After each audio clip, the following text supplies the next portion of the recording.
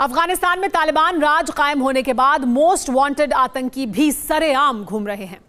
वो खलील हक्कानी भी बाहर निकलकर तकरीरें कर रहा है, जिसके ऊपर अमेरिका ने 37 करोड़ का इनाम घोषित कर रखा है। दूसरी तरफ मुल्ला बरादर भी काबुल पहुंच चुका है। सरकार बनाने को लेकर लगातार बैठकें हो रही हैं। अफगानिस्तान के पूर्व राष्ट्रपति अशरफ गनी का भाई भी तालिबान के साथ शामिल हो गया है। इस सब के बीच तालिबानी लड़ाकों का कोहराम जारी है। लोगों को घरों से निकाल कर मार रहा है तालिबान। एयरपोर्ट पर आज फिर गोलीबारी हुई है। इस बीच खबर यह भी है कि मोस्ट वांटेड हक्कानी और तालिबान को सबक सिखाने के लिए अमेरिका अफगानिस्तान में फिर बम बरसाने की तैयारी कर चुका है। न गोलियों की तड़तड़ाहट थम रही है, न अफरा तफरी रुक रही है, न लोगों का हुजूम कम हो रहा है, न ही रेस्क्यू पूरा हो रहा है। काबुल के किले पर तालिबानियों के कब्जे के बाद एयरपोर्ट का ऐसा दृश्य आम हो चुका है। पहली बार सुपर पावर भी लाचारी में लिपटा हुआ है। One of the largest, most difficult airlifts in history. We've already evacuated more than 18,000 people since July, and approximately those Afghans who have worked alongside us, served alongside of us, gone into combat with us, and provided invaluable assistance to us, such as women leaders and journalists. कोने कोने में खौफ पसरा है, आशंकाएं असीमित हैं। खूनी तथ्य के स्थापित सत्य को प्रमाणित करते तालिबानियों का कोहराम कायम है।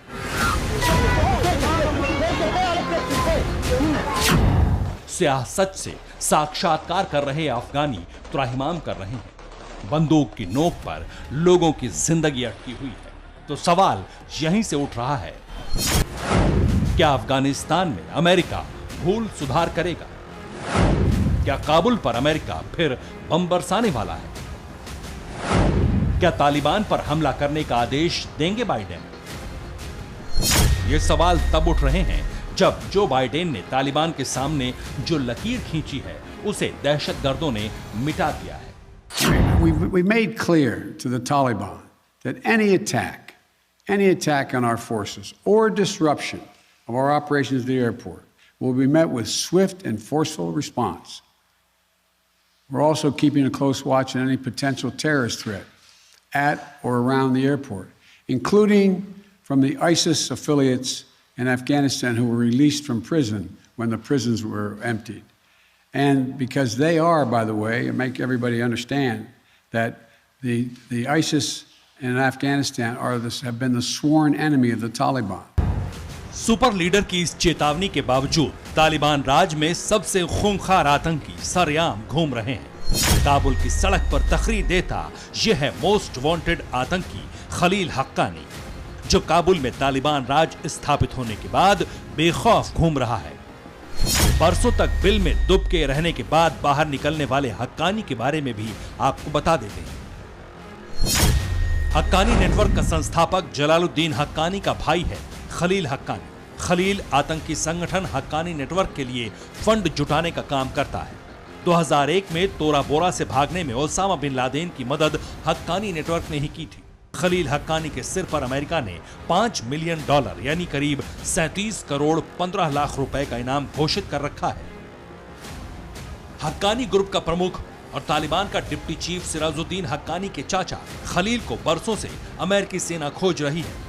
अब तालिबान के सत्ता में लौटने के साथ ही ये आतंकी बाहर निकला।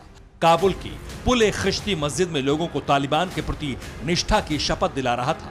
इस दौरान करीब 100 लोग मस्जिद में मौजूद थे।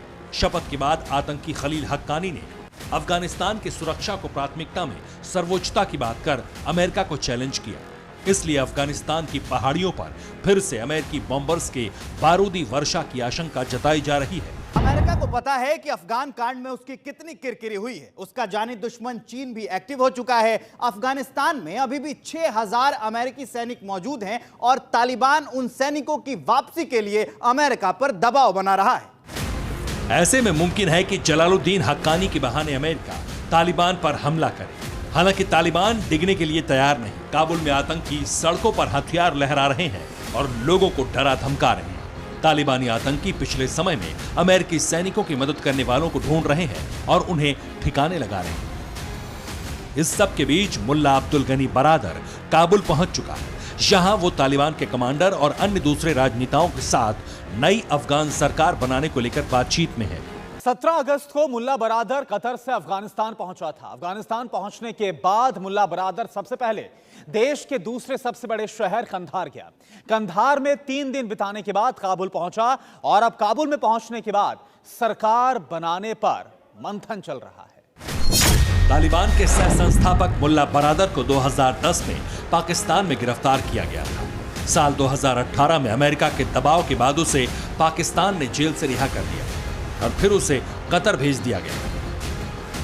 अब मुल्ला बरादर अफगानिस्तान लौटकर सत्ता के शीर्ष पर पहुंचने के लिए तैयार है। तालिबान की सरकार बनाने की कवायद के बीच पूर्व राष्ट्रपति अशरफ गनी के भाई ने तालिबान का सफेद झंडा थाम लिया है। अफगानिस्तान के पूर्व राष्ट्रपति अशरफ गनी का भाई हशमत गनी तालिबान में शामिल हो गया है। हशमत गनी अफगानिस्तान की राजनीति और कूटनीति को अच्छी तरह समझता है।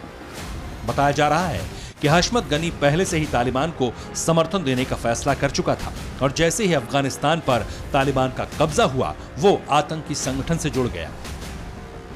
बताया जा रहा है कि मुल्ला बरादर को पहले तालिबान राष्ट्रपति बनाना चाहता था, लेकिन आतंकी संगठन के भीतर ही बरादर के खिलाफ आवाज उठने पर राष्ट्रपति नहीं बनाया गया। ऐसे में हशमत गनी और हामिद करजई जैसे लोग तालिबानी राज में भी अपना भविष्य देख रहे हैं।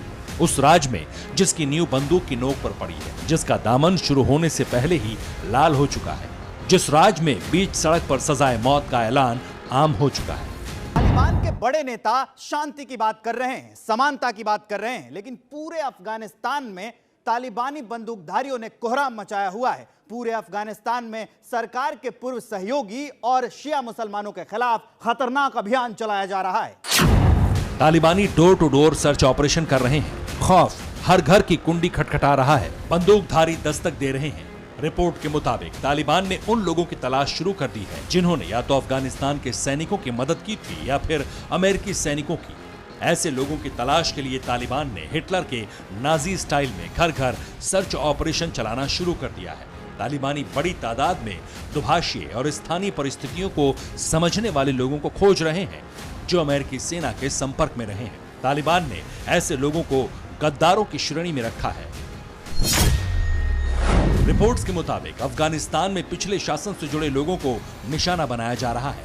तालिबान अपनी भारी सशस्त्र नैतिक पुलिस के माध्यम से ना तो बच्चों को और ना ही महिलाओं को बख्श रहे हैं। राजधानी में ब्यूटी पार्लर बंद कर दिए गए हैं और महिलाओं के चेहरे वाले होर्डिंग्स और विज्ञापनों को काला कर दिया गया है।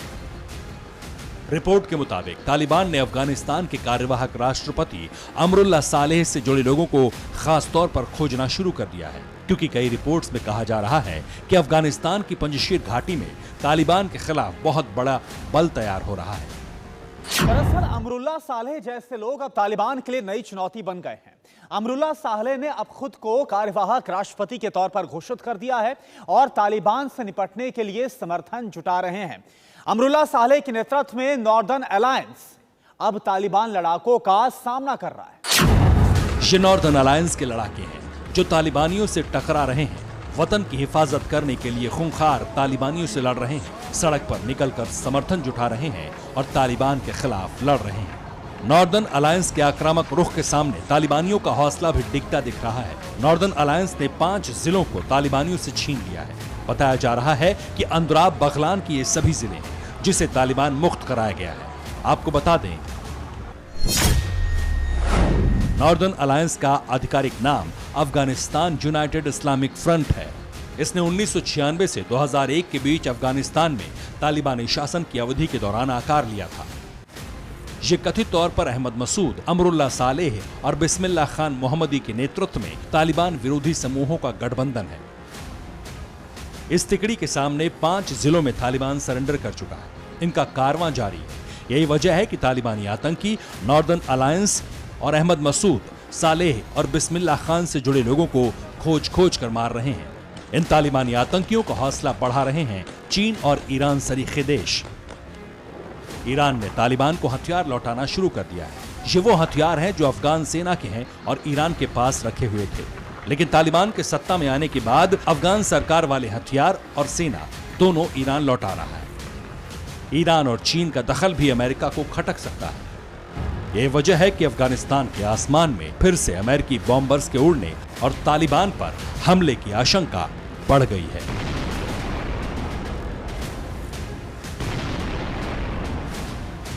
Bureau report TV9 Bharatvarsh. फिक्र आपकी, सोमवार से शुक्रवार रात 9 बजे सिर्फ TV9 भारतवर्ष पर।